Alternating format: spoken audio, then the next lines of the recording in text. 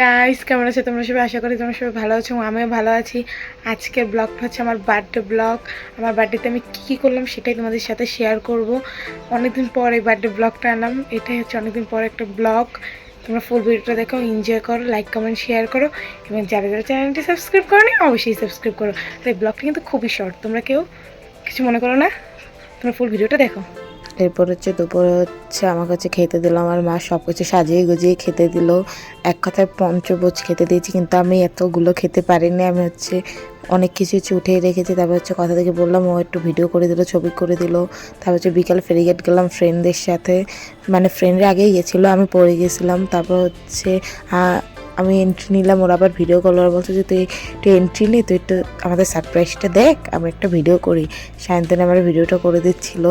আসলে আমি খুবই সারপ্রাইজ ছিলাম কেকটা দেখে, আর কেকের লেখাটা দেখেও তোমরা দেখবে যে কেকের লেখাটা কী ছিল। কেকের লেখাটা দেখে আমি সারপ্রাইজড হয়ে গেছি ফুল, মানে কি বলবো আর। এবার শান্তনুকে বললাম একটা আমাকে ভিডিও করে দিল। তোমরা একটু পারলে একটু জুম করে দেখো যে কেকের উপরে কী লেখা ছিল। লেখাটা খুবই সুন্দর ছিল।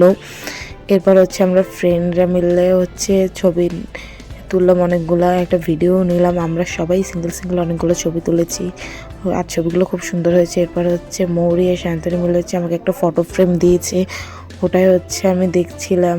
মানে ফ্রেমটা অনেক সুন্দর হয়েছে, বাট আমার হাতে লেগে ফ্রেমটা ভেঙে গেছিলো। তারপর আমি সারিয়ে নিয়েছি নিজে, তাতেও এমন কিছু হয়নি, বাট ফ্রেমটা আসলে অনেক সুন্দর ছিল। আমি ফ্রেমটা এখন আমার রুমে আমি টানিয়ে রেখেছি, আর ছবিগুলো অনেক সুন্দর ছিল। আমার যে ছবিগুলোর বেস্ট ছবিগুলো বেছে তারপরেই ফ্রেমে দিয়েছি। তারপরে এখন এলো কেক কাটিংয়ের টাইম। আমি আমার বোনকে পাশে নিয়ে কেক কাটছি, আর মাইশের রিয়াকশনটা তোমরা একটু শুধু দেখো।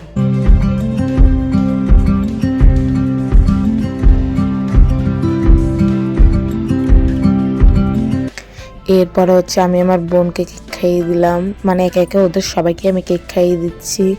এরপর মাইশাকে দিলাম, অনুরূপাকে, তোবাকে, মানে যারা যারা ছিল সবাইকে কেক খাইয়ে দিলাম। আর এখানে আমরা খুবই মজা করেছি। এখানে সন্ধ্যা হয়ে গিয়েছিল, তাই আমরা অত বেশিও এনজয় করতে পারিনি। তাড়াতাড়ি সবার বাসায় যাওয়া লাগছে, তাই আমি তাড়াতাড়ি করে সবাইকে কেকটা খাইয়ে দিলাম। তারপর আমার বোন, মানে আমার দিদি হয়, ও কথা দিদি, ওকেও কেক খাইয়ে দিলাম। এরপর ক্যামেরাম্যান মানে সায়ন্তন, ওকেও কেক খাইয়ে দিলাম। আর সায়ন্তন, তোমাকে থ্যাঙ্কস, কেকটা আসলেই খুব মজা ছিল। কেকটা তুমি যেখান থেকে আনো না কেন, কেকটা খুব ভালো ছিল, থ্যাঙ্কস তোমাকে। আর কেকের লেখাটাও অস্থির ছিল। এরপর এখানে ওদের খাবারটা পার্সেল করে দিচ্ছে, আর আমরা বসে খাচ্ছিলাম। এরপর ওদের কাছে টাটা করে দিলাম, ওরা পার্সেল নিয়ে বাসায় চলে যাচ্ছিলো। এরপর আমি আবার খেতে ওখানে বসছিলাম, বসেও আবার ওদের জন্য উঠে এসেছি। তারপর খাওয়া দাওয়া শেষে আমরা বাড়ি যাচ্ছিলাম।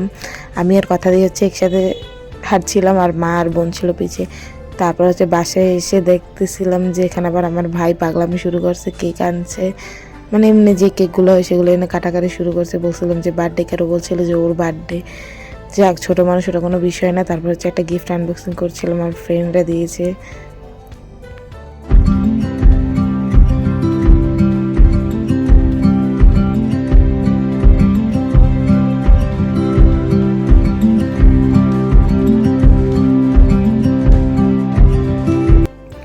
গিফটের মধ্যে ছিল দুটো চকলেট, চুড়ি, কতগুলো কাঠগোলাপ ব্যান্ড, একটা ছোট একটা টেডি বিয়ার রিং, তারপর ফলস নেলস, যেগুলো আমার খুবই পছন্দ, তারপর লিপস্টিক, নেল পলিশ, মানে যা আর কি দেয় ওরা, আর কি দেবে, আর এইগুলো দিয়েছে, আমার খুবই পছন্দ হয়েছে এইগুলা।